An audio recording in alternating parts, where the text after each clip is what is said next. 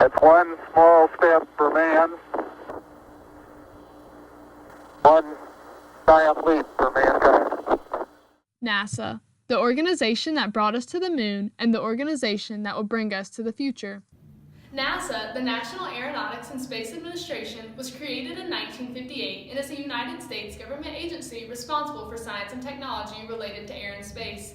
Since NASA's creation, the agency has taken us to the moon, flew space shuttles, and discovered much about the universe. Despite all the amazing things NASA has accomplished, there is significant controversy surrounding NASA and the extent to which it should be funded. Despite such opposition, the federal government should adequately fund NASA. But what does that mean? How do we know the point at which the funds are adequate? The answer lies within the private sector of space. A common argument against NASA's current funding is that with the emergence of private companies, the funding allocated for NASA could be better spent elsewhere. However, there is question regarding whether private companies are fully equipped and funded to accomplish large-scale missions. So what do we mean by adequate? For NASA to contend with the private sector, they must be funded so that they have the means to accomplish large-scale missions such as returning to the moon and going to Mars, as the government agency does not want to be seen as inferior.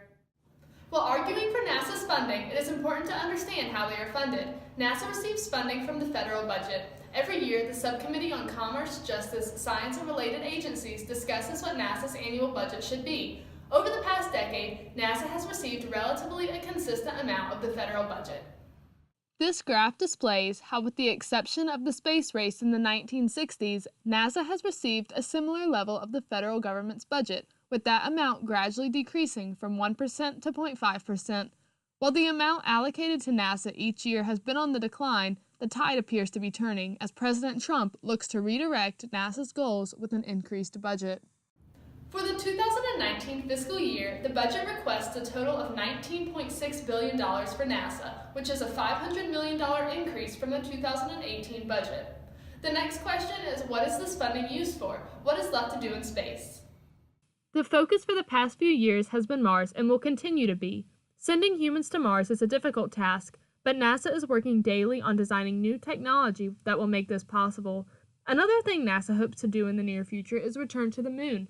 Experts say the moon's low gravity and proximity to Earth, along with its natural resources, make it a perfect staging post for missions to Mars and other deep space destinations, as well as a new frontier for humans to settle. While there is much more for NASA to discover in space, the rise of private companies has some questioning whether we should continue to push NASA when these private companies may be able to accomplish the same feats in the coming years. Some of these companies include SpaceX, Orbital ATK, and Sierra Nevada. However, space exploration is no small task, and leaving such into the hands of the commercial sector could create a stagnant growth. Although there are doubts as to what the commercial can accomplish on its own, it does not mean that the commercial sector lacks value for the future of space exploration. NASA has begun to form partnerships and rely on private companies to perform some smaller tasks to save money. According to a study done by an employee at NASA's Kennedy Space Center, NASA's decision to rely on private companies like SpaceX to resupply the International Space Station has possibly saved the space agency billions of dollars. While it may seem controversial for NASA to assert its dominance in space through partnership, it actually works towards their advantage. Because NASA is able to turn routine tasks over to the private sector, NASA can focus on larger tasks such as returning to the moon or going to Mars. NASA can also save money as the companies pay NASA to use their facilities. Here, President Trump is signing a bill adding the exploration of Mars to NASA's goals. By making this a goal, Trump discusses how they will put more of NASA's focus into this goal by making use of the commercial.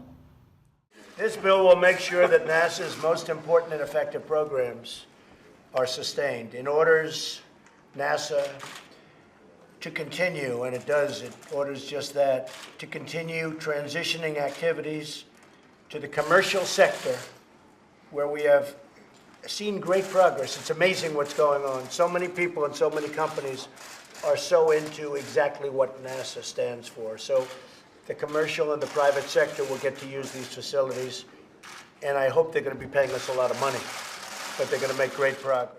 Through this partnering, NASA will redirect much of its focus to returning to the moon and sending humans to Mars. However, the only way these goals will be accomplished is through the funding NASA receives from the federal government. Therefore, it is important for NASA to receive adequate funds to compete with the private sector on the larger scale.